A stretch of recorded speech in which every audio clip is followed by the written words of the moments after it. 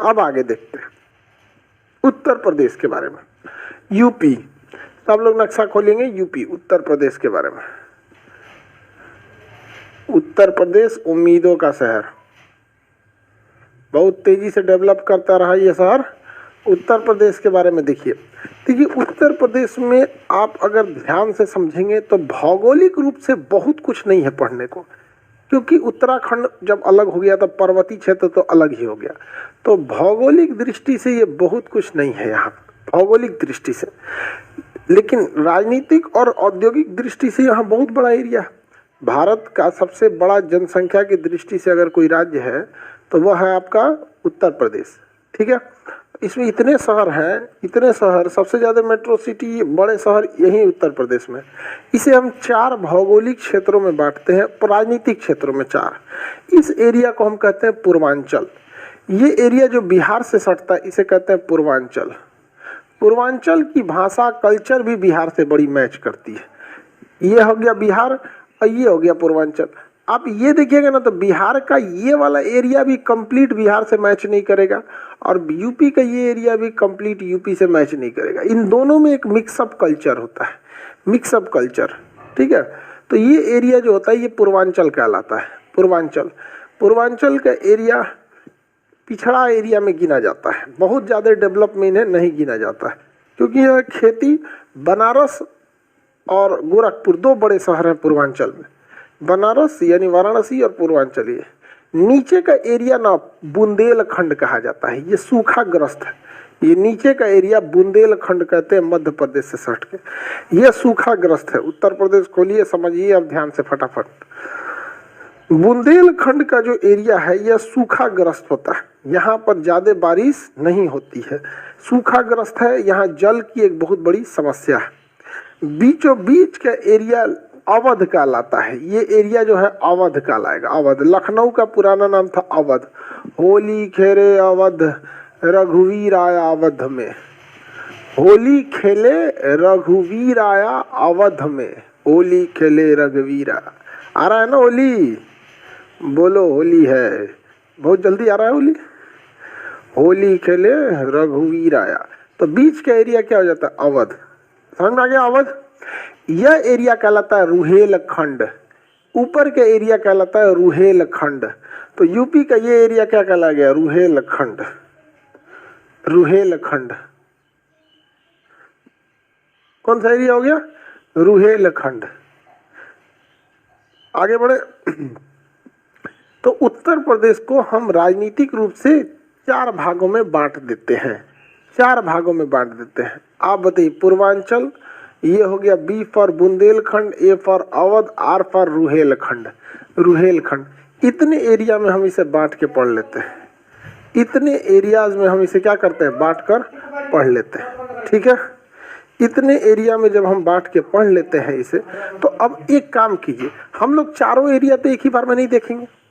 ठीक है, हम लोग इसमें से किसी एक एरिया को उठाते हैं। आप बताइए, लाइव वाले आप ही बताइए कि पहले कौन से एरिया को उठाते हैं, रुहेलखंड, अवध, पूर्वांचल। जो यूपी के लड़के हैं वही बताएं।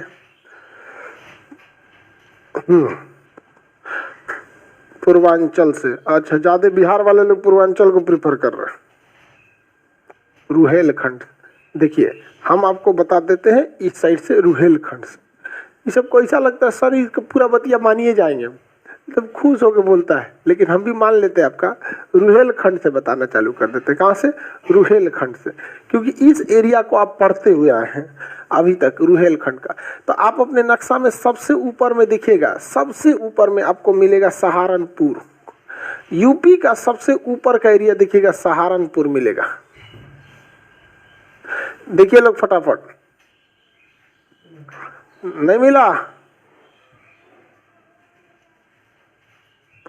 यूपी का सबसे ऊपर का एरिया सहारनपुर।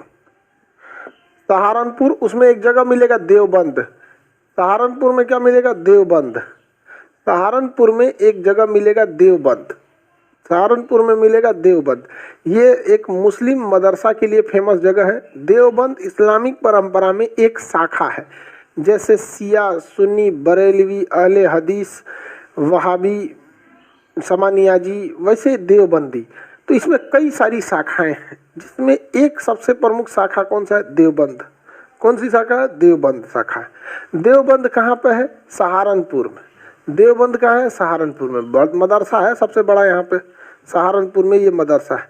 सब लोग को मिल गया ये सहारनपुर का मदरसा, किसी को कोई दिक्कत नहीं। तो उत्तर प्रदेश में सबसे ऊपरी भाग देखेंगे तो सहारनपुर मिलेगा। सबसे ऊपरी भाग क्या मिल गया? सहारनपुर मिल गया। ठीक है, अब मेरी ओर ध्यान से देखिए, सब लोगों को सबसे ऊपरी भाग अगर सहारनपुर मिल गया है तो सबसे नीचे यहाँ देखिएगा तो आपको यहाँ मिलेगा। ये एरिया भी मत आइए, यहाँ पर सहारनपुर में रहिए। यहाँ पर सहारनपुर के नीचे अगर आप देखेंगे तो यहाँ आपको मिलेगा शामली। हरित क्रांति का केंद्र था शामली। सहारनपुर के जस्ट नीचे देखिएगा शामली, और हम उसी के नीचे बागपत। शामली और बागपत, हरित क्रांति का केंद्र था शामली। हरित क्रांति का केंद्र क्या था? शामली था। शामली के पास मिलेगा आपका बागपत, ये दिल्ली के आसपास का एरिया है। शामली के पास, यहाँ हम दिल्ली बना देते हैं, ये है दिल्ली। क्या ये दिल्ली है? शामली और बागपत सबको मिल गया। बागपत क्या है? हरित क्रांति का केंद्र बिंदु था। अब आप कोई भी चीज नक्शा में पढ़ते हैं तो उसको कोरिलेट करके याद करते चला कीजिए। जैसे हरित क्रांति का केंद्र बिंदु जो था वो क्या था? तो हरित क्रांति का केंद्र बिंदु शामली था। हरित क्रांति किस पंचवर्षीय योजना में? तीसरी पंचवर्षीय योजना में। हरित क्रांति शब्द दिया विलियम गार्ड। हरित क्रांति के भारत में जनक स्वामीनाथन। हरित क्रांति के केवल जनक कहेगा तो नॉर्मन बोरलॉग कहा जाएगा। तो ये फसलों के लिए था हरित क्रांति। तो ऊपर में आपको ये 3 शहर मिल गए यहाँ पे। शामली याद रखिएगा। आगे बढ़े, हरित क्रांति के केंद्र बिंदु क्या था? शामली। हरित क्रांति का केंद्र बिंदु शामली। अब मेरी ओर ध्यान से देखिए, ये दिल्ली और एनसीआर का एरिया है। दिल्ली उसके बगल में एनसीआर का एरिया है। यहाँ से सट के यूपी में कई शहर आपको मिलेंगे। यहाँ पर इस साइड में मिल जाएगा मेरठ और नीचे मिल जाएगा गाजियाबाद। मेरठ और गाजियाबाद। अब ध्यान से देखिए, उत्तर प्रदेश के 2 शहर औद्योगिक शहर बहुत प्रसिद्ध है। तो मेरठ हो गया और ये हो गया आपका गाजियाबाद। ये दोनों दिल्ली से काफी सटे होंगे। ऊपर में होगा मेरठ और साइड में होगा गाजियाबाद। मिल गया मेरठ और गाजियाबाद। मेरठ तो था गाजियाबाद, मेरठ तो था गाजियाबाद। मिल गया? नहीं मिला? जगह हो गया मेरठ और गाजियाबाद। गाजियाबाद एक इंडस्ट्रियल एरिया है, भयानक इंडस्ट्री है। गाजियाबाद में पूरा इंडस्ट्रीज भरी है सब। दिल्ली के आसपास की जितनी इंडस्ट्रीज है सब गाजियाबाद में भर गया। ठीक है, गाजियाबाद में एक एयरपोर्ट है जो एयरफोर्स का, हिंडन एयरबेस। अभी तुर्की में जो हमारे राहत सामग्री पहुंचाई गई थी एयरफोर्स ने, वो हिंडन एयरबेस से ले गई थी। हिंडन एयरबेस कहाँ है? गाजियाबाद में। समझ आया? कहाँ पे है? गाजियाबाद में। गाजियाबाद उत्तर प्रदेश। यहाँ पे दिल्ली में जो एयरफोर्स है, उस दिल्ली की सिक्योरिटी की जिम्मेदारी सबसे बड़ी है हिंडन एयरबेस की। हिंडन एयरबेस पे है यहाँ पर। ये जगह कौन सा है आपका? हिंडन एयरबेस। किसी को दिक्कत? तो हिंडन एयरबेस गाजियाबाद किस नदी के किनारे? हिंडन नदी के किनारे। यहाँ कौन सा वायुसेना का ये बेस है? तो हिंडन एयरबेस। ये याद रखिएगा क्योंकि अभी करंट में एक क्वेश्चन पूछ देगा किसी न किसी एग्जाम में। क्योंकि तुर्की में जो हमारे विमान, जो हमारे एनडीआरएफ की टीम गई थी, उसे कहाँ से एयरलिफ्ट करके ले गया था? हिंडन एयरबेस गाजियाबाद में। ऊपर है मेरठ। मेरठ क्यों प्रसिद्ध है भैया? हमको तो मेरठ वाली नान खटाई खानी है। तो नान खटाई के लिए नहीं, मेरठ किताबों कॉपी की छपाई के लिए, प्रिंटिंग प्रेस के लिए प्रसिद्ध है। इंटरनेशनल क्रिकेट में जो बैट, विकेट, बल्ला ये सब बनता है ना, क्रिकेट सामग्री जो इंटरनेशनल लेवल तक जाता है, वो मेरठ में उसका मैन्युफैक्चरिंग बहुत ज़्यादा होता है। उसकी मैन्युफैक्चरिंग मेरठ में बहुत ज़्यादा होती है। ठीक है, तो मेरठ किस लिए प्रसिद्ध हो गया? तो एक 1857 की क्रांति भी मेरठ से, किताबों कॉपी के लिए प्रिंटिंग प्रेस भी मेरठ से, नान खटाई मेरठ से, क्रिकेट वगैरह मेरठ से। और अभी भारत की सबसे तेज जो ट्रेन चलने वाली है, रीजनल रैपिड रेल RRTS,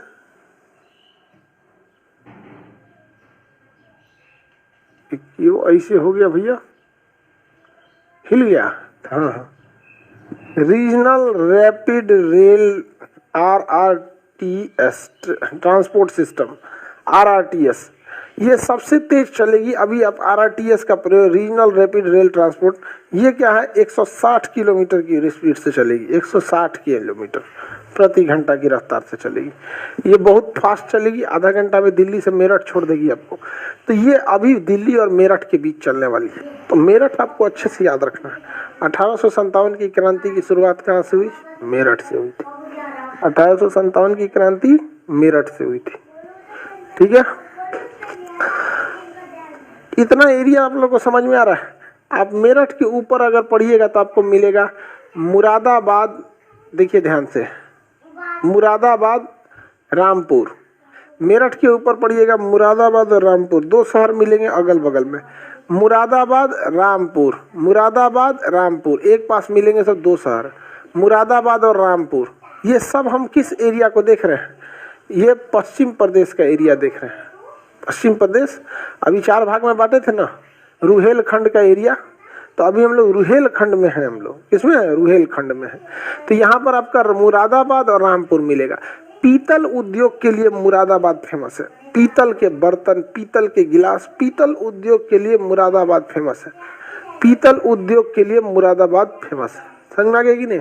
पीतल उद्योग के लिए मुरादाबाद फेमस है। और रामपुर तो आप लोग को पता होगा, रामपुर की चाकू बड़ी फेमस है। ये रामपुरी चाकू है, ऐसे देखे फिल्म में गुंडा इसे निकालेगा, श्री रामपुरी चाकू है, छपाक। समझ में आ गया कि नहीं आ गया? रामपुरी चाकू, छपाक। आगे बढ़ जाए, आगे बढ़े।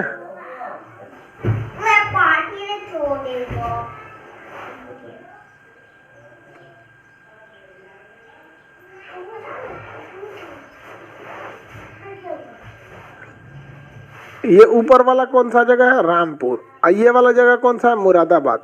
रामपुर, रामपुर किस लिए? चाकू के लिए। मुरादाबाद किस लिए? पीतल उद्योग के लिए। वहीं देखेंगे बरेली और पीलीभीत। पीलीभीत एकदम ऊपर मिलेगा, उसके नीचे बरेली मिलेगा। पीलीभीत और बरेली। एयरफोर्स स्टेशन बरेली में है, एयरफोर्स स्टेशन बरेली में। झुमका गिरा रे बरेली के बाजार में। समझ में आ गया कि नहीं आ गया? ये हम लोग के समय का गाना है, आप लोग तब उस समय नहीं होंगे। हम लोग के समय यही सब गाना ही होता था, 80 के दशक का गाना। ठीक है, झुमका गिरा रे बरेली के बाजार में। आप अपने पिताजी या दादाजी से पूछिएगा, उन लोग के टाइम पे यही सब एक दो गाना ही होता था। आगे बढ़े, बताइए। पीलीभीत एक तराई क्षेत्र है जो हिमालय के नीचे है, बाढ़ में डूबा रहता है, क्योंकि हिमालय से निकलने वाली नदियां पीलीभीत में ले आके पानी झोंक देती हैं। बरेली किस लिए है? तो यहाँ एयरफोर्स का स्टेशन है, Bareilly air force station. Bareilly air force station यहाँ पे भी है। और गाजियाबाद में कौन सा स्टेशन है? हिंडन एयरबेस। गाजियाबाद में हिंडन एयरबेस। सहारनपुर में भी एयरबेस है। सहारनपुर में भी क्या है? एयरबेस है। यहाँ जानबूझ के रखा गया है क्योंकि यहाँ से नेपाल भी पास है, यहाँ से चाइना भी पास है। अब ध्यान दीजिए ना, यहाँ इतना ज़्यादा एयरबेस क्यों रखा गया है? नेपाल भी पास है, चाइना भी पास है, यहाँ से पाकिस्तान भी पास है। यहाँ पे एयरफोर्स के लिए पाकिस्तान पहुँचना यहाँ से कौन सा बड़ी चीज़ है? तो एयरफोर्स का यहाँ पे बहुत बड़ा जमावड़ा लगा हुआ है। सहारनपुर में भी है एयरबेस, मुरादाबाद में यहाँ पे भी है, बरेली में भी है एयरबेस है, और गाजियाबाद में हिंडन एयरबेस है। गाजियाबाद में कौन सा एयरबेस है? हिंडन एयरबेस। तो आपको ये रुहेलखंड के एरिया में बताइए, ये ऊपर का एरिया बताइए जो तराई क्षेत्र है, हिमालय के नीचे का तराई क्षेत्र पीलीभीत। हिमालय के नीचे का तराई क्षेत्र पीलीभीत, उसके नीचे बरेली। देखिए रायबरेली और बरेली में अंतर है। रायबरेली लखनऊ के नीचे है। यहाँ पे मुरादाबाद पीतल उद्योग, मुरादाबाद पीतल उद्योग, मुरादाबाद पीतल उद्योग। रामपुर, रामपुरी चाकू, रामपुर रामपुरी चाकू के लिए। हिंडन एयरबेस कहाँ है? हिंडन एयरबेस कहाँ है? फटाफट बताइए। देखिए आंसर देते रहिएगा बोल बोल के। जो घर पे लाइव वाले पढ़ते हैं लोग ना, वो लोग भी बोल बोल के पढ़ा करिए। ठीक है, किसी को बोलने दीजिए पगला गया है, क्या दिक्कत है? वैसे भी आप लोग कौन मार सही है मतलब उतना नहीं, बोल के पढ़ेंगे ना, थोड़ा सा एक्टिव रहेंगे आप लोग। अभी हम रुहेलखंड के आसपास का एरिया देख रहे हैं। देखिए ऐसे रेंडम देखेंगे तो गड़बड़ा जाएंगे, इसलिए रुहेलखंड के आसपास का एरिया देख रहे हैं। लाइव में जितने लड़के हैं बीपीएससी बैच वाले, आप लोग एक सूचना अपने अगल बगल वालों को भी दे दीजिएगा। पटना वाले सारे लड़के सूचना दे देंगे लोग। एक्चुअली हुआ क्या था कि हम लोग ने एक नया सिस्टम बनाया कि अपना आंसर लिखिए और उसको वेबसाइट पे जाके अपलोड मार दीजिए। आंसर लिखिए और वेबसाइट पे जाके अपलोड मार दीजिए। इतना ना जाके उस पर अपलोड मारा है सब, इतना अपलोड मारा है कि बीपीएससी बैच का पूरा सिस्टम ऐसे से हिल गया है कि भैया इतना कहीं आंसर कॉपी चेक किया जाता है। जैसे कोई मास्टर साहब बैठा दीजिए, कहिए ला हमसे कॉपी चेक कराओ और दूसरा कॉपी उनके मुँह पे पटक दीजिए, लो चेक करो, दहल जाएंगे। इसलिए उसका सर्वर को हम लोग कोशिश कर रहे हैं ठीक होने की। कल भी था प्रॉब्लम, सॉल्व अभी तक नहीं हो पाया, तो उन लोग को एक बार सूचना दे दीजिएगा कि आज सर्वर अंडर मेंटेनेंस है, आज बीपीएससी का क्लास संभवतः न हो, इसलिए नोटिफिकेशन देख लेंगे लोग। ठीक है, नोटिफिकेशन भेज दिया जाएगा। अगर हो जाए तो अति उत्तम है, पढ़ाने में क्या जाता है। लेकिन अगर नहीं हो तो आपको ही पता है वो टेक्निकल चीज़ें हैं, कहीं कहीं 100% आप इस पर भरोसा नहीं कर सकते, कभी मोबाइलवा नहीं पगला जाता है रहे। तो चलिए अब बताइए आप ध्यान से, हिंडन एयरबेस कहाँ है? तो हिंडन एयरबेस गाजियाबाद में है। शामली जो है, शामली हरित क्रांति का केंद्र बिंदु था, हरित क्रांति का केंद्र बिंदु था। अब अभी और भी चलते हैं रुहेलखंड की ओर, अभी और चलते हैं। ये गाजियाबाद के नीचे देखिएगा अलीगढ़, गाजियाबाद के नीचे देखिएगा आपको मिलेगा अलीगढ़, गाजियाबाद के नीचे देखिए अलीगढ़, गाजियाबाद के नीचे अलीगढ़, अलीगढ़ के नीचे मथुरा, नहीं मिला, अलीगढ़ मथुरा, गाजियाबाद अलीगढ़ मथुरा, ये गाजियाबाद है, इसके नीचे अलीगढ़, अलीगढ़ के नीचे मथुरा, मथुरा के नीचे फतेहपुर सीकरी, मथुरा के पास फतेहपुर सीकरी, गाजियाबाद अलीगढ़ मथुरा फतेहपुर सीकरी, गाजियाबाद अलीगढ़ मथुरा फतेहपुर सीकरी। अब मेरी और सब लोग ध्यान से देखिए, थोड़ा बहुत आगे पीछे करके चेक कर लो ना, वहाँ पे रुहेलखंड में ही रहना है, रहना तो रुहेलखंड है। हम आपको एक बार रुहेलखंड पढ़ा देंगे, फिर एक बार पूर्वांचल, अवध और बुंदेलखंड। वृंदावन, मथुरा में कौन सा वन है भैया? वृंदावन का कृष्ण कन्हैया सबकी आंखों का तारा। तो वृंदावन तो सबको पता है, वृंदावन, वृंदावन में जाइएगा एक से एक बंदर मिलेगा सर, आपका कोई ना कोई सामान छीन लेगा, और बहुत वो होशियार होते हैं सर, आपका मोबाइल चश्मा छीन लेगा, और आप जब उसको खाने को दे दीजिएगा तो वो आपका लौटा देगा सामान। तो हम लोग भी उसी से अपडेटेड हैं, चिंपैंजी बंदर इस सबसे अपडेटेड है हम लोग। ठीक है, तो हम लोग यहाँ पे मिल गया वृंदावन, उसके ऊपर अलीगढ़। अलीगढ़ में ताला, क्वेश्चन पूछेगा ताला परियोजना कहाँ है? तो ताला परियोजना जो है वो भूटान में है, या एक बिजली घर का नाम है। लेकिन जब ताला परियोजना के स्थान पर ताला उद्योग कहेगा, घर में लगने वाला ताला, चाबी से खुलने वाला ताला, तिजोरी में लगने वाला ताला, चौखट पे लगने वाला ताला, तो ताला उद्योग कहेगा तब होगा अलीगढ़। लेकिन ताला परियोजना कह देगा तो वो हो जाएगा भूटान। ताला परियोजना भूटान और ताला उद्योग अलीगढ़। ताला उद्योग कहाँ पर है? अलीगढ़ है। अलीगढ़ की सबसे फेमस यूनिवर्सिटी अलीगढ़ मुस्लिम यूनिवर्सिटी। ऐसा नहीं है कि इसमें केवल मुस्लिम पढ़ते हैं, कोई भी पढ़ सकता है। जैसे बनारस हिंदू यूनिवर्सिटी BHU, ऐसा नहीं है कि इसमें केवल हिंदू पढ़ते हैं, आप जैन बौद्ध कुछ भी पढ़ सकते हैं, नाम है बस इसका। ठीक है, आगे बढ़े। अलीगढ़ मुस्लिम यूनिवर्सिटी से कोई भी पढ़ सकता है, BHU से भी कोई भी पढ़ सकता है, उसका एंट्रेंस देना होता है, क्योंकि यूनिवर्सिटी चलते हैं UGC के अंडर में, यूनिवर्सिटी ग्रांट कमीशन,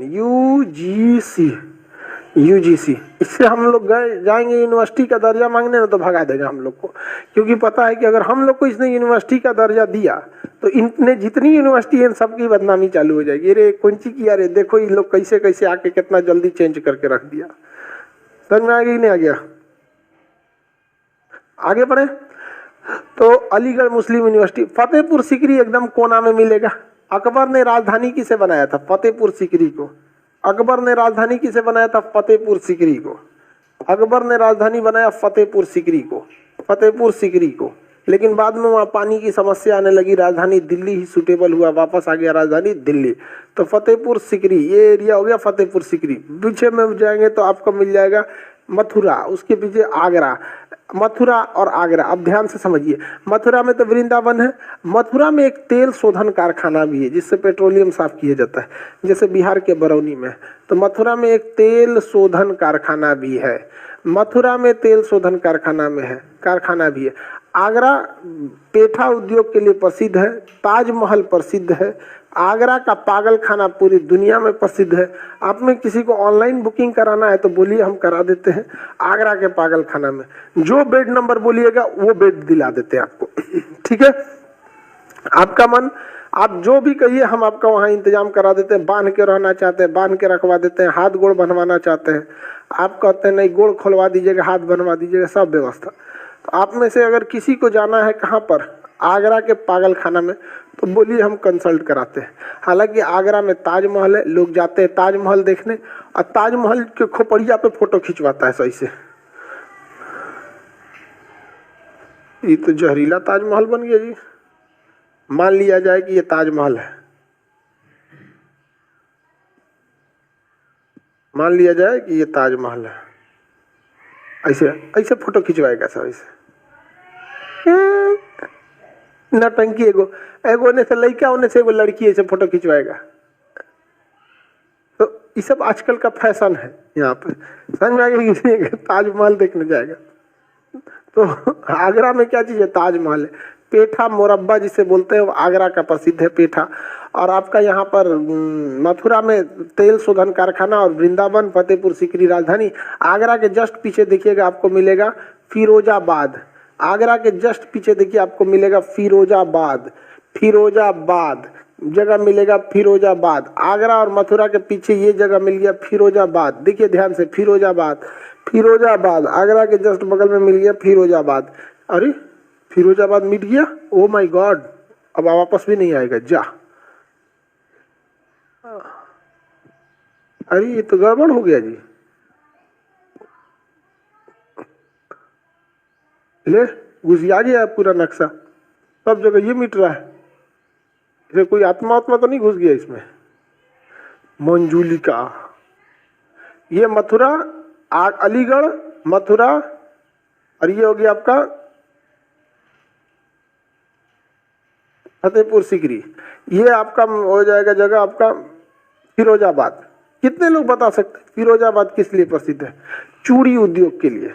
फिरोजाबाद चूड़ी उद्योग के लिए। चूड़ियाँ, चूड़ी जो शादीशुदा महिलाएं होती हैं उनके लिए चूड़ी भारतीय संस्कृति के हिसाब से अनिवार्य माना जाता है। इसलिए अगर किसी महिला का आप देखिएगा कि उनके पति मर जाते हैं तो उनकी चूड़ी फुड़वा दी जाती है। इसलिए चूड़ी सुहाग का प्रतीक है।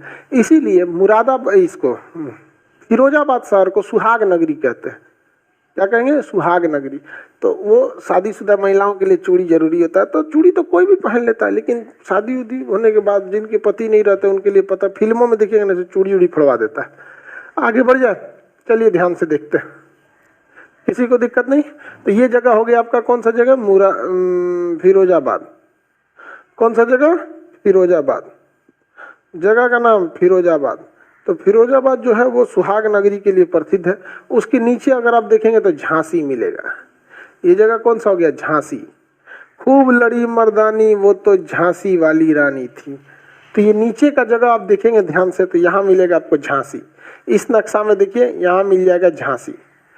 कौन सा जगह मिल गया? झांसी मिल गया। ये पहले एरिया का नाम था ग्वालियर, और इस ग्वालियर की राजधानी थी झांसी, और इस झांसी की रानी थी जिनका नैहर था बनारस। बनारस से इनका ब्याह हुआ था ग्वालियर के राजा से। उसकी राजधानी थी क्या चीज? झांसी। तो खूब लड़ी मर्दानी वो तो झांसी वाली रानी थी। तो झांसी तो बुंदेलखंड में चला जाएगा। तो झांसी हम लोग नहीं देखते, झांसी नहीं देखते। समझ में आ गई ना? क्या हम ये ताजमहल वापस आ गया, झांसी नहीं देखते, झांसी चला जाएगा बुंदेलखंड में। अभी इस एरिया को ध्यान से देखिए, ये एरिया हम लोग कवर कर ले पहले, ये इतना एरिया, तब बुंदेलखंड चलेंगे।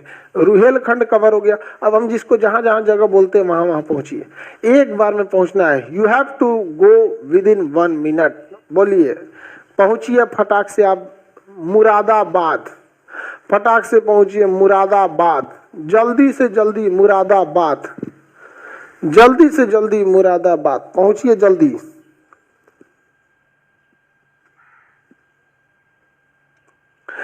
गाजियाबाद, जल्दी जल्दी गाजियाबाद, जल्दी जल्दी पहुंचिए गाजियाबाद। सहारनपुर सबसे ऊपर मिलेगा, सहारनपुर सबसे ऊपर मिलेगा,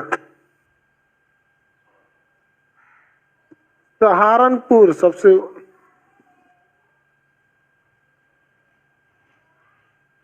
सहारनपुर सबसे ऊपर मिलेगा। पीलीभीत नेपाल से सट के मिलेगा, पीलीभीत, पीलीभीत नेपाल से सट के मिलेगा।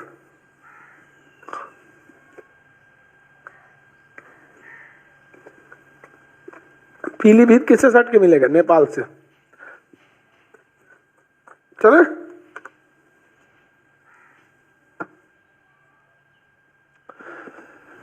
तो हम लोग बुंदेलखंड के एरिया को देख लिए। हम लोग देख लिए बुंदेलखंड के एरिया, बुंदेलखंड कर रहे हैं, रुहेलखंड के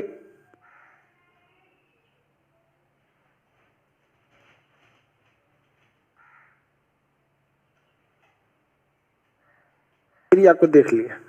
हम लोगों ने देखा रुहेलखंड का एरिया। रुहेलखंड उत्तर प्रदेश के एकदम पश्चिमी छोर पर स्थित है रुहेलखंड। अब हम लोग थोड़ा सा नीचे उतरते हैं, हम लोग उतरते हैं थोड़ा सा नीचे।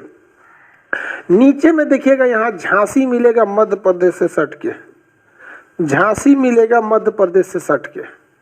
यहाँ मिल गया झांसी, खूब लड़ी मर्दानी वो तो झांसी वाली रानी थी, मिल गया झांसी। झांसी के बगल में यहाँ देखेंगे चित्रकूट और कौशाम्बी। देखिए झांसी की इस साइड में चित्रकूट और कौशाम्बी। राम जी भी चित्रकूट पहुंचे थे, जब वनवास के होते हुए गए थे तो रास्ते में चित्रकूट वगैरह होते हुए।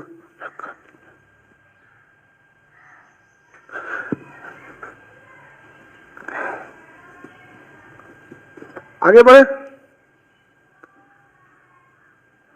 तो चित्रकूट और कौशाम्बी। कौशाम्बी बहुत बड़ा शहर था पहले। कितने लोग बता सकते हैं कि कौशाम्बी में अशोक का एक स्तंभ था, कौशाम्बी अभिलेख। कौशाम्बी अभिलेख को मुगल बादशाह जिसने इलाहाबाद यानी प्रयागराज ला दिया, किस राजा ने उसे लाया था? अशोक के कौशाम्बी अभिलेख को प्रयागराज यानी इलाहाबाद में किसने लाया था? अकबर ने लाया था। किसने लाया था? अकबर ने। फिरोज शाह तुगलक ने भी लाया था, लेकिन वो मेरठ और टोपरा वाले को लाया था। हरियाणा के टोपरा को दिल्ली लाया और मेरठ वाले को भी दिल्ली लाया। लेकिन अशोक के कौशाम्बी में स्थित अभिलेख को इलाहाबाद में लाया था अकबर ने। और कौशाम्बी अभिलेख अशोक की सबसे फेवरेट पत्नी कारूबाकी ने बनवाया था। कारूबाकी को पैसे दान देने का बहुत शौक था। हालांकि कुछ कुछ महिलाएं दान देती हैं, सब कुछ कुछ महिलाएं बहुत कम दान देती हैं, कुछ कुछ महिलाएं बहुत धार्मिक होती हैं, और कुछ कुछ महिलाएं दुकान पे चल जाती हैं तो दुकानदार का सरदर्द बना देती हैं। सर इतना में नहीं दीजिएगा, आप ही के पास से ले जाते हैं। अब दुकान छोड़वा रहे हैं आप, तो हम क्या करें? छोड़ दो जी, ठीक है रख दो, अब देना नहीं चाहते चल दो, ठीक है तो चल जाए, जा रहे हैं, इतना में नहीं दीजिएगा। अरे बाप रे बाप। तो अशोक की कई पत्नियां थी। हमको लगता है कि अशोक की सबसे प्रिय पत्नी जो थी, अशोक की सबसे प्रिय पत्नी, उसका नाम था कारूबाकी, जिसका कौशाम्बी अभिलेख है। चित्रकूट, आप यहाँ चित्रकूट में फंस जाइएगा, आप चित्रकूट में फंस जाइएगा, गारंटी कर रहे हैं, क्योंकि एग्जाम में क्वेश्चन पूछेगा चित्रकूट जलप्रपात, चित्रकूट झरना, चित्रकूट वाटरफॉल कहाँ है, तो आप भाचाक से मार दीजिएगा उत्तर प्रदेश के चित्रकूट में। नहीं, छत्तीसगढ़ में इंद्रावती नदी पे, छत्तीसगढ़ महाराष्ट्र के सीमा पे इंद्रावती नदी पे आप मार देंगे कचाक से, हो जाएगा काम खत्म। झांसी किसकी राजधानी थी? तो ग्वालियर साम्राज्य की राजधानी थी झांसी। झांसी की रहने वाली थी झांसी की रानी, जिनका असली नाम मनुबाई था, असली नाम मनुबाई था। इनका युद्ध हुआ 1857 की क्रांति में कैप्टन कर्नल ह्यूरोज के साथ। किसके साथ हुआ? ह्यूरोज के साथ, कर्नल ह्यूरोज के साथ। झांसी की रानी का किससे लड़ाई हुआ? ह्यूरोज। झांसी की रानी का लड़ाई हुआ ह्यूरोज, कर्नल ह्यूरोज, याद रखिएगा, क्वेश्चन पूछेगा, ह्यूरोज के साथ लड़ाई हुआ था। तो बुंदेलखंड पूरी तरह से आपका सूखाग्रस्त क्षेत्र, बुंदेलखंड पूरी तरह से सूखाग्रस्त क्षेत्र है, इसलिए यहाँ पर उतना सिंचाई का व्यवस्था भी नहीं है और यहाँ खेती अच्छे से नहीं हो पाता है। बुंदेलखंड एक पठार है, जिस वजह से वहाँ खनिज, मोती, ये सब चीज़ें ज़्यादा मिलती है बुंदेलखंड से। समझ में आ गया कि नहीं आ गया? मस्तानी बाई कहाँ की थी? बुंदेलखंड। मस्तानी बाई, बाजीराव मस्तानी मूवी देखे हैं? खूब बुंदेलखंड की थी। आगे बढ़ जाते हैं, ये बुंदेलखंड। अब मेरी और सब लोग ध्यान से थोड़ा गहराई पूर्वक समझने की अब प्रयास करेंगे, गहराई पूर्वक समझने का प्रयास करेंगे। बीच में ये अवध के मैदान को, अवध के मैदान के बीचों बीच में आपको लखनऊ और कानपुर मिल जाएंगे। अवध के मैदान में बीचों बीच आपको लखनऊ और कानपुर मिल जाएंगे। कानपुर जहां गंगा नदी के किनारे हैं, वहीं लखनऊ गोमती नदी के किनारे। बीचों बीच उत्तर प्रदेश के कानपुर और लखनऊ मिल जाएंगे। बीचों बीच आपको दो जगह मिल जाएंगे, कानपुर और लखनऊ। लखनऊ गोमती नदी के किनारे है। इस नदी में अगर कूदिएगा तो डूबिएगा नहीं, मुंह हाथ फूट जाएगा, क्योंकि इसमें कूदने के बाद आपको ढूंढना पड़ेगा पानी किधर है। बहुत दुर्दशा है, बहुत गंदगी है इस नदी में। नाम है गोमती नदी। लखनऊ गोमती नदी के किनारे, लखनऊ गोमती नदी के किनारे। लखनऊ किस नदी के किनारे? गोमती नदी के किनारे। आगे बढ़ जा। कानपुर किस नदी के किनारे? गंगा नदी के किनारे। लखनऊ उत्तर प्रदेश की राजधानी, तो कानपुर उत्तर प्रदेश का सबसे बड़ा औद्योगिक क्षेत्र। यहाँ से औद्योगिक क्षेत्र से इतनी गंदगी निकलती है, सब गंगा नदी में चली जाती है। कानपुर जो है, कानपुर में भी एयरफोर्स का स्टेशन है। कानपुर में भी एयरफोर्स का क्या है? स्टेशन है। कानपुर में आईआईटी है। दलहन अनुसंधान केंद्र, दलहन अनुसंधान केंद्र कहाँ है? कानपुर में है। दलहन अनुसंधान केंद्र कानपुर, आईआईटी कानपुर, तो काफी फेमस है आईआईटी कानपुर का। किसी को दिक्कत?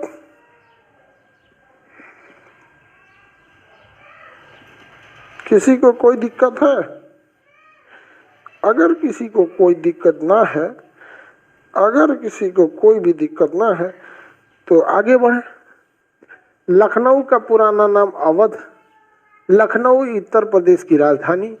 लखनऊ का इमामबाड़ा एक जगह है जिसमें भूल भुलैया है, वो पर्यटक जगह फेमस है, वहाँ घूमने अगर आप लोग को जाना होगा तो आप जाएंगे। लखनऊ कानपुर। अब मेरी ओर देखिए ध्यान से, ये है लखनऊ। लखनऊ के नीचे देखेंगे तो रायबरेली और अमेठी मिलेगा। लखनऊ के नीचे देखेंगे तो रायबरेली और अमेठी मिलेगा। लखनऊ के नीचे देखिए, लखनऊ के नीचे रायबरेली और अमेठी। रायबरेली से सोनिया गांधी उठती थी, अमेठी से राहुल गांधी। इस बार अमेठी से राहुल गांधी को हरा दी स्मृति ईरानी, और राहुल गांधी को जाना पड़ गया कहाँ पर? केरल के वायनाड में। केरल के वायनाड में, केरल के कहाँ जाना पड़ा? वायनाड में जाना पड़ा। तो ये उत्तर प्रदेश,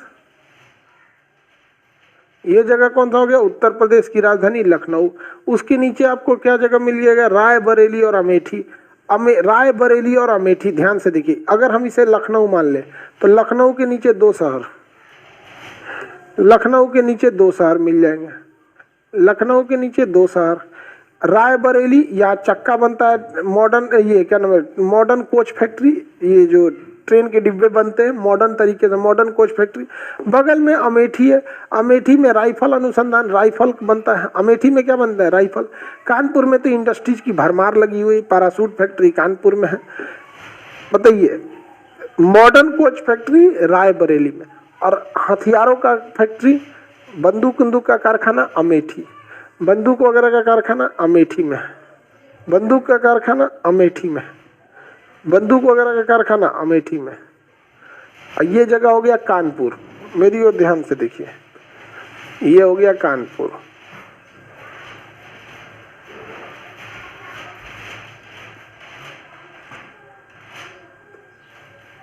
ये जगह है कानपुर। कानपुर हो गया। चलिए, यहाँ रायबरेली और अमेठी। कानपुर के जस्ट पीछे जाके देखिए आप लोग, यहाँ मिलेगा आपको मैनपुरी। मुलायम सिंह का गढ़ माना जाता है मैनपुरी। मैनपुरी देखिए ध्यान से, इस जगह पे मिलेगा मैनपुरी। आगे बढ़ जाए तो ये हो गया लखनऊ, कानपुर, मैनपुरी। मैनपुरी आगे बढ़ जाता है। मैनपुरी प्रसिद्ध जगह है, राजनीतिक रूप से बहुत सक्रिय जगह है। लखनऊ और कानपुर दो शहर मिलेंगे। लखनऊ और कानपुर दो शहर मिलेंगे। इसके नीचे मिलेगा रायबरेली और अमेठी।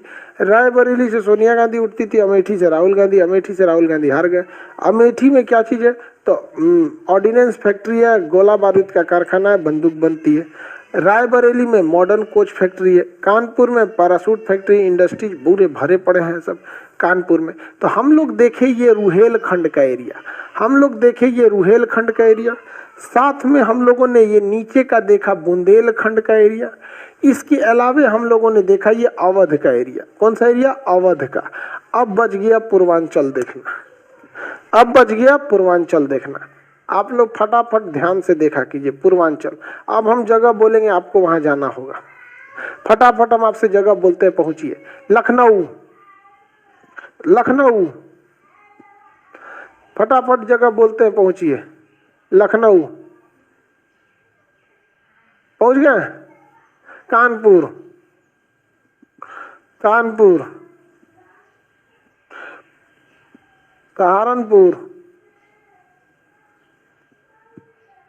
रायबरेली और अमेठी, रायबरेली और अमेठी, रायबरेली एंड अमेठी, आगरा, आगरा,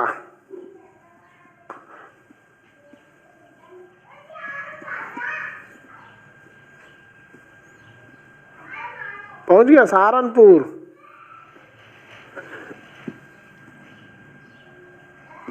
चलिए अगर आप पहुंच गए हैं तो मेरी ओर ध्यान दीजिएगा। सब लोग पहुंच गए हैं तो मेरी ओर ध्यान दीजिएगा। इधर ध्यान दीजिए बाबू लोग।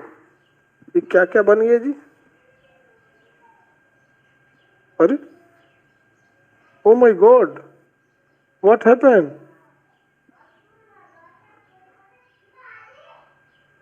नक्शे भाग गया। Oh my God. चलिए देखिए बाबू,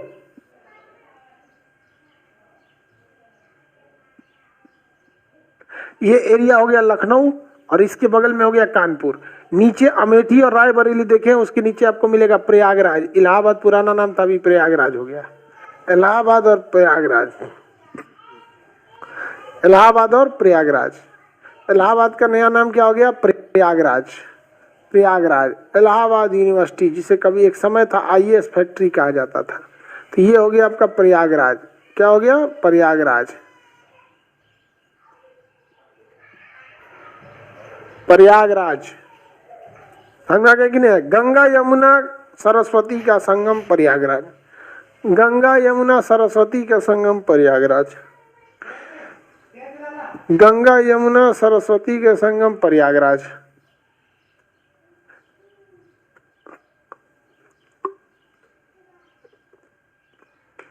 कुंभ का मेला प्रयागराज, कुंभ का मेला प्रयागराज। कुंभ का मेला से क्वेश्चन पूछेगा तो 4 जगह लगता है। हरिद्वार में लगेगा, उत्तराखंड के कहाँ पर? हरिद्वार में। तो एक लगेगा हरिद्वार में उत्तराखंड में, एक प्रयागराज में, एक उज्जैन मध्य प्रदेश, एक नासिक में। 4 जगह लगता है। बोलिए कहाँ कहाँ? हरिद्वार पर, हरिद्वार, इलाहाबाद, उज्जैन, नासिक। हरिद्वार, इलाहाबाद, उज्जैन, नासिक। हरिद्वार, इलाहाबाद, उज्जैन, नासिक। चारों नक्शा से याद रखिएगा। हरिद्वार, इलाहाबाद, उज्जैन, नासिक। हरिद्वार, इलाहाबाद, उज्जैन, नासिक। किसी को दिक्कत? ये देखिए, ये है आपका हरिद्वार, इलाहाबाद, उज्जैन, नासिक।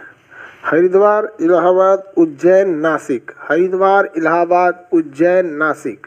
हरिद्वार, इलाहाबाद, उज्जैन, नासिक। चारों याद रखियो, हरिद्वार, इलाहाबाद, उज्जैन और नासिक। देखिए हरिद्वार और इलाहाबाद वाला तो गंगा नदी के किनारे हो जाएगा। किस नदी के किनारे? गंगा नदी के किनारे, कोई टेंशन नहीं। लेकिन उज्जैन वाला क्षिप्रा नदी के किनारे, उज्जैन क्षिप्रा नदी के किनारे। नासिक गोदावरी नदी के किनारे। उज्जैन क्षिप्रा नदी, नासिक गोदावरी नदी। उज्जैन क्षिप्रा नदी, नासिक गोदावरी नदी। उज्जैन क्षिप्रा नदी और नासिक गोदावरी नदी के किनारे। नासिक गोदावरी नदी के किनारे। नासिक हो जाएगा गोदावरी नदी के किनारे। कंफर्म आप लोग को?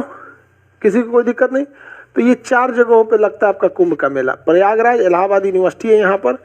एयरफोर्स का यहाँ पर एक मुख्यालय है। आगे पढ़ेंगे हम लोग एयरफोर्स के कमांड सेंटर कहाँ कहाँ पर है। एनडीए अगर एग्जाम देंगे तो एसएसबी के लिए आपको इलाहाबाद भेजता है। इलाहाबाद यूनिवर्सिटी अभी भी बहुत बेहतरीन है, लेकिन अब उतना चीज़ें नहीं रह गई जितना पहले शिक्षा का महत्व था। तो शिक्षा को लोग ऐसे मार बना दिया है जिसका कोई हद नहीं। आगे बढ़ जाए तो ये हो गया आपका इलाहाबाद। हम लोग एंट्री मार दिए अब पूर्वांचल में, पूर्वांचल में मार दी है एंट्री। पूर्वांचल को पकड़ेंगे लोग एकदम बढ़िया से, क्योंकि ये इस साइड में है और यहाँ जनसंख्या भी ज़्यादा है यहाँ पर। तो अब हम लोग को पूर्वांचल पढ़ना है। नेक्स्ट क्लास कल कर देंगे। बीपीएससी वाले लोगों को सूचना दिया जा चुका है। आप लोग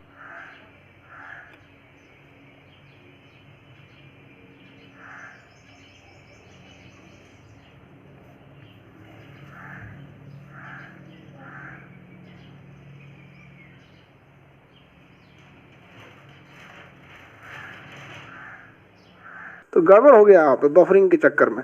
आप लोग घबरा जाते हैं 5 मिनट में बफरिंग हो जाएगा, धाए धाए फोन करे बफरिंग हो गया बफरिंग। अरे भाई सबको दिख रहा है, आप पढ़ रहे हैं और कोई एक ऑपरेटर होगा जिसका केवल काम ये होगा बफरिंग चेक करना। अगर बफरिंग हो गया तो 5 मिनट समय दीजिए, देखिए सब सही हो जाता है। देखिए अब बफरिंग, कल तक बफरिंग नहीं होगा। अब देखते हैं हमने लखनऊ इस साइड में है कानपुर, लखनऊ के बगल में कानपुर, ये दोनों शहरों बता दिए। तो बीच में एक छोटा सा जिला उन्नाव आएगा। लखनऊ के बगल में देखेंगे इस साइड में मिलेगा अयोध्या, लखनऊ के बगल में अयोध्या। अयोध्या सरयू नदी के किनारे, ध्यान से देखिएगा, अयोध्या सरयू नदी के किनारे। सरयू नदी को ही हम घाघरा नदी कहते हैं। घाघरा नदी जब अयोध्या में जाती है तो उसका नाम है सरयू नदी। घाघरा नदी जब अयोध्या में जाती है तो उसका नाम है सरयू नदी। कौन सी नदी? सरयू नदी। अयोध्या मिल गया, अयोध्या भगवान राम का जन्म अयोध्या। समझ में आ गया कि नहीं आ गया? अयोध्या सबसे ऊपर में देखेंगे श्रावस्ती, अयोध्या के ऊपर देखिएगा श्रावस्ती, नेपाल के बॉर्डर के पास सट के है श्रावस्ती। कितने लोग इसमें बता सकते हैं श्रावस्ती किसके लिए प्रसिद्ध है, किस भगवान के लिए? श्रावस्ती भगवान बुद्ध के लिए प्रसिद्ध है। सर्वाधिक अपना उपदेश भगवान बुद्ध ने श्रावस्ती में ही दिया है। भगवान बुद्ध ने अपनी सर्वाधिक उपदेश तथा बरसात का समय ज्यादातर श्रावस्ती में ही बिताया था। ये जगह हो गया अयोध्या। कौन सा जगह हो गया? अयोध्या। कितने लोग बता सकते हैं ये जगह कौन सा है?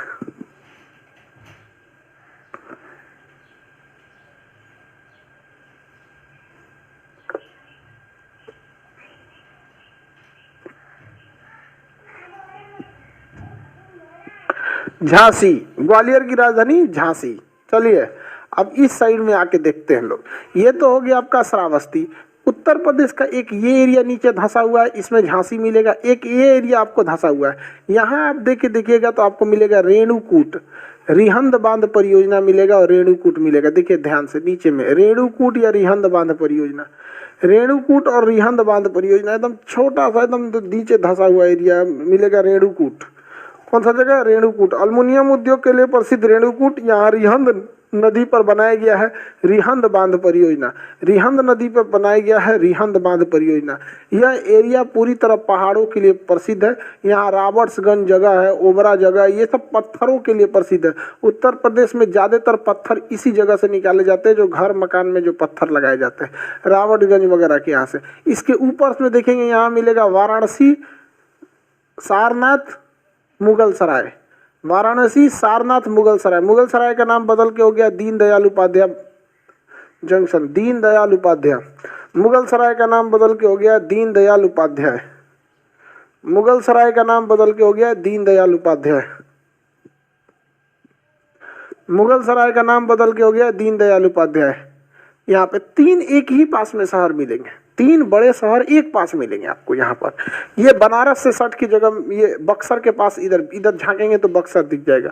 आप अपने नक्शा में सब लोग देखिए, हम बोलते हैं होशियार बकलोल आतर दे के बैठेगा। सर हम लोग ऑनलाइन में किसको आतर दे के बैठे? अच्छा मतलब तुम अकेले बकलोल हो गया है? ओ माई गॉड। इसका कहना है कि सर हम अकेले क्लास कर रहे हैं और हम बकलोल है, तो हम अपने बगल में होशियार कहाँ से लाएं? ये तो बहुत विकट समस्या है। तो बहुत विकट समस्या आ गई भाई बच्चा के साथ। देखिए ये जगह हो गया वाराणसी, बनारस। इसी को बनारस कहिए, इसी का नाम काशी है, इसी का नाम वाराणसी है। बनारस, काशी, वाराणसी सब इसी का नाम है। किसका? बनारस का नाम है। अब उसके बगल में मिलेगा आपको मुगल सराय, सबसे बड़ा रेलवे जंक्शन है। जंक्शन क्या, वहाँ कई रूटों की ट्रेनें जहाँ एक साथ निकलती हैं उन्हें हम जंक्शन कहते हैं। तो कई रूट की ट्रेनें निकलने के कारण उसे हम क्या कहते हैं? जंक्शन कहेंगे।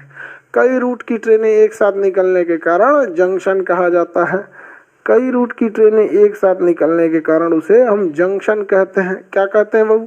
जंक्शन कहते हैं। तो मुगल सराय यानी दीनदयाल उपाध्याय सबसे बड़ा जंक्शन है। सारनाथ, यहाँ पे जो सारनाथ है वो दो चीजों के लिए प्रसिद्ध है।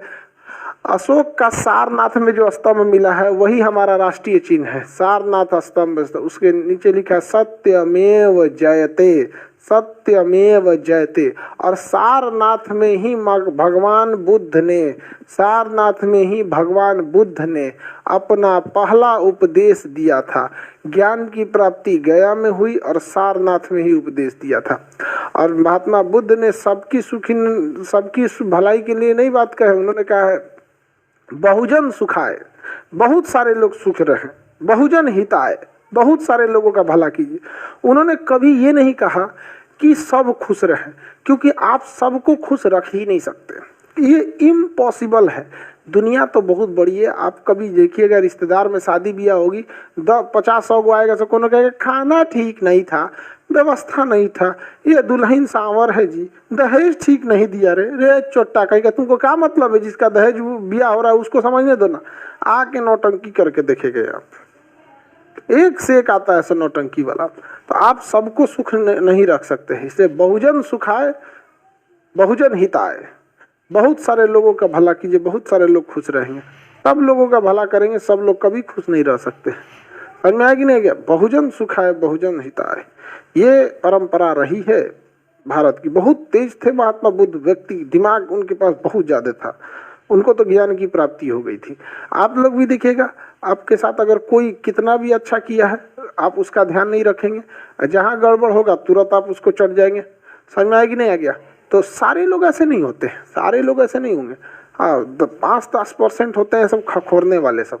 अभी एगो का लाइव में कट गया था तो करा डेली लाइव है कटता है, ये सोच रहा तो नहीं, हम देख रहे हैं 2023 में पहली बार नेट कटा है।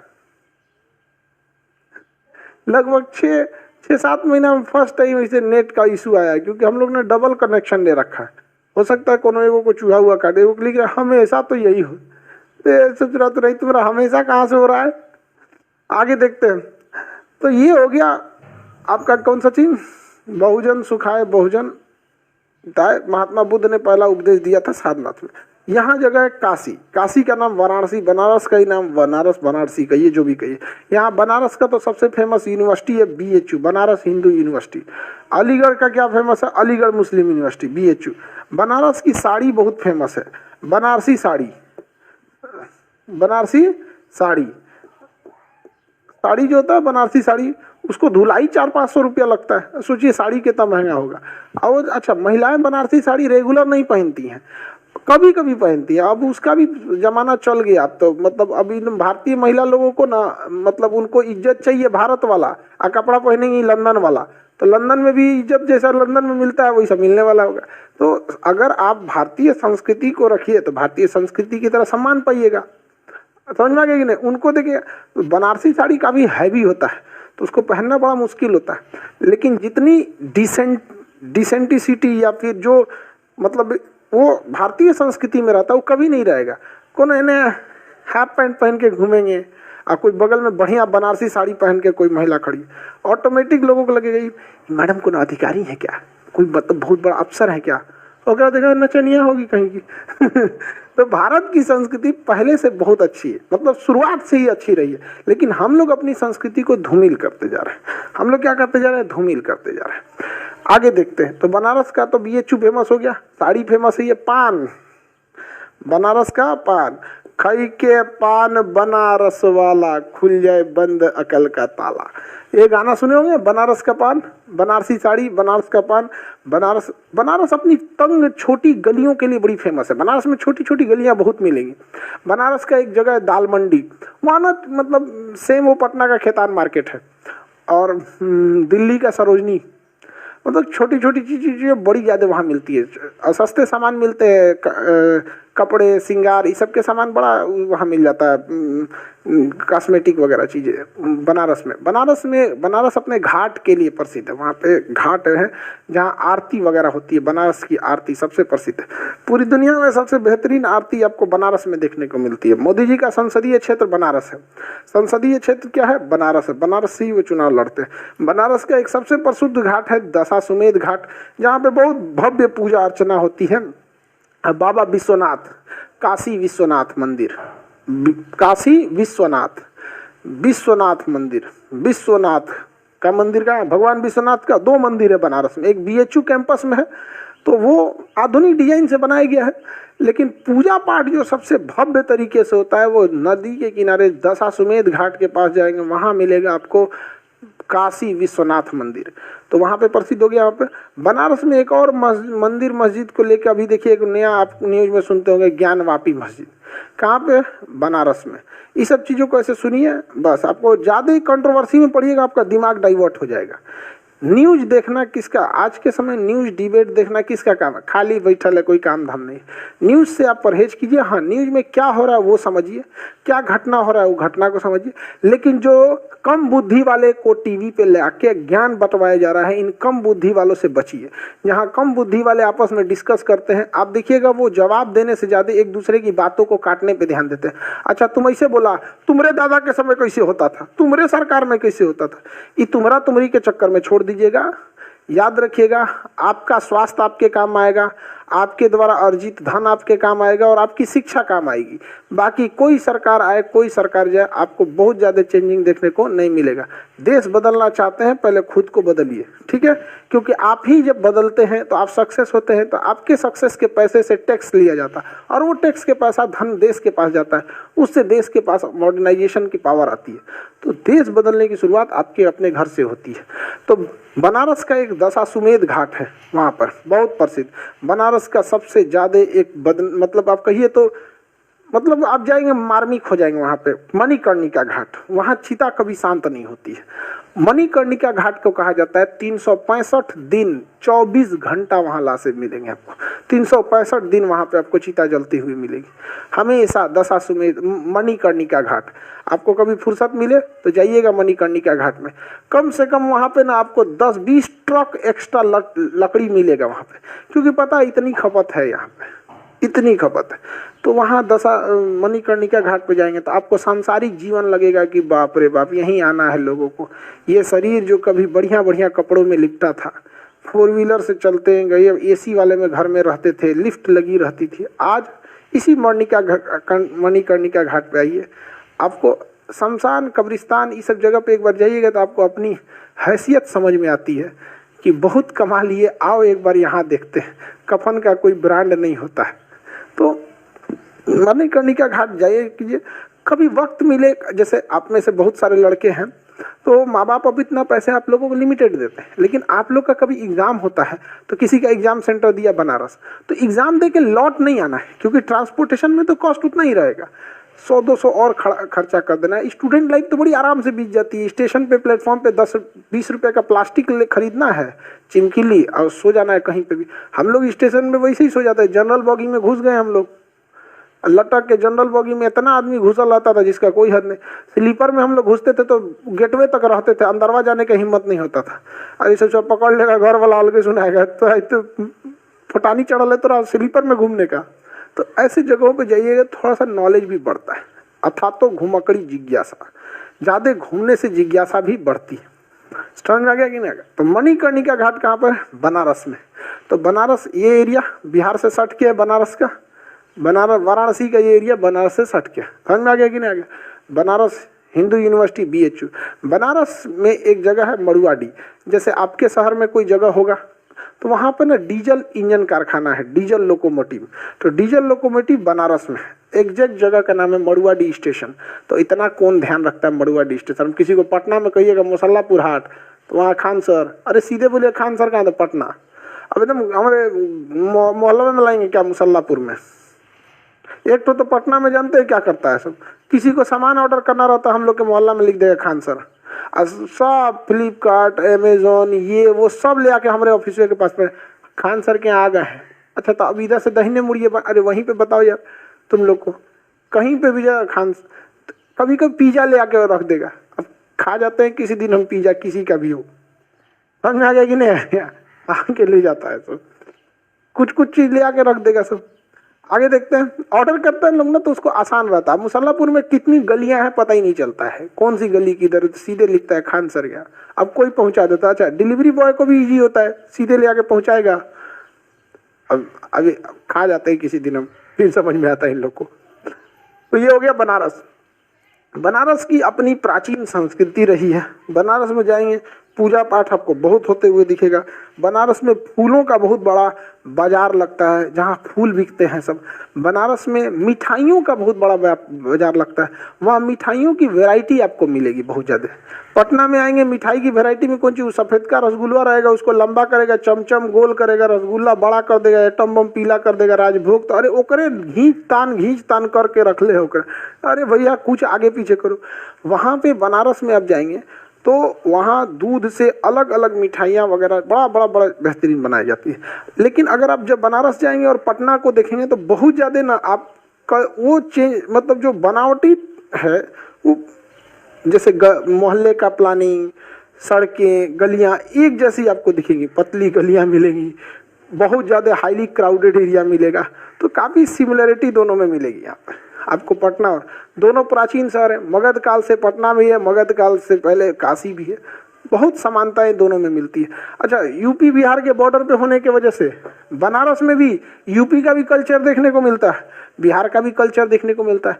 पटना भी एकदम पास में है तो इसमें भी यूपी बिहार, तो ये वाला एक एरिया जो है ना, ये बेल्ट देखिए, ये ना कंप्लीट यूपी है और ना ये कंप्लीट बिहार है, ये एक मिक्सअप कल्चर है यहाँ पे। खाना पीना ये एरिया मिक्सअप, ये एकदम दोनों का ना क्या है, मिक्सअप। अच्छा, शादी ब्याह भी बहुत ऐसे होते हैं यहाँ पे, जैसे बक्सर आरा इस एरिया की शादी बलिया बनारस इजीली हो जाएगी, और इधर की भी शादी इधर गोरखपुर सिवान छपरा देवरिया चंदौली बनारस। तो ये काफ़ी ना वैसे ट्रांजिशन वाले राज्य हैं सब यहाँ पे, हर स्टेट में ऐसे ही होता है। पास के राज्य में ना इधर उधर से अच्छा खासा रोटी और बेटी दोनों का संबंध होता है। रोटी बेटी का संबंध मतलब हम कमाने भी जा रहे हैं और हमारी बेटी बहन की शादियां भी इधर उधर होती रहती है, इस साइड से इस साइड में। आगे बढ़ जाए तो ये नीचे का एरिया हो गया आपका कौन सा, वाराणसी का। ऊपर में देखेंगे तो गोरखपुर मिलेगा, ये मिल गया गोरखपुर, ऊपर में मिल गया गोरखपुर। बनारस के ऊपर में देखेंगे गोरखपुर, मिल गया गोरखपुर, सबको मिला। पूर्वोत्तर रेलवे का मुख्यालय गोरखपुर। गोरखपुर में एक जंगल है, नाम है उसका कुसमी जंगल। गोरखपुर के जंगल का नाम क्या है, कुसमी जंगल, कुसमी जंगल। वहाँ एयरफोर्स स्टेशन है, जगुआर जहाजें रहती हैं। एयरफोर्स स्टेशन भी है गोरखपुर में, एयरफोर्स स्टेशन भी है गोरखपुर में। तो ये जगह मिल गया आपका कौन सा जगह, गोरखपुर। बताइए ये जगह कौन सा हो गया, गोरखपुर। ये वापस यहाँ पे देखेंगे तो बनारस, बनारस के सट के ऊपर देखेंगे तो गाजीपुर मिलेगा यहाँ पे, गाजीपुर और बलिया, गाजीपुर और बलिया, गाजीपुर और बलिया बनारस के पास मिलेगा, एकदम यूपी से सट के गाजीपुर और बलिया। अरे गाजीपुर और बिहार एकदम बॉर्डर पे ही है, बनारस गाजीपुर बलिया।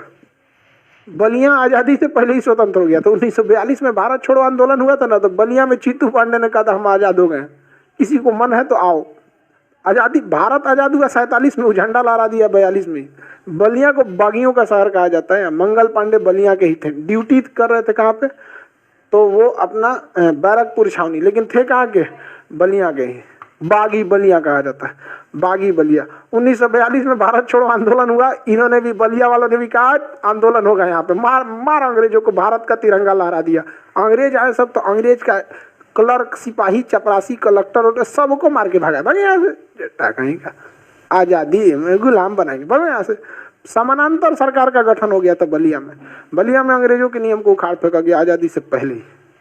तो बलिया, बागी बलिया कहा जाता है। बलिया वाला तो एकदम खुश हो रहा है, देखो बलिया की चर्चा, किसी किसी के गाँवों की चर्चा हो जाती है ना, बड़ी खुश रहता है। अरे बाप रे बाप, सबको, आप लोग को भी ऐसा काम करना चाहिए ताकि आपका भी एरिया का नाम विश्व पटल पर, ठीक है। वहाँ मिलेगा गाजीपुर, बलिया के पास मिल गया गाजीपुर, गाजीपुर। ऐसा मत समझिएगा गाजीपुर, गाजीपुर बॉर्डर यहाँ पे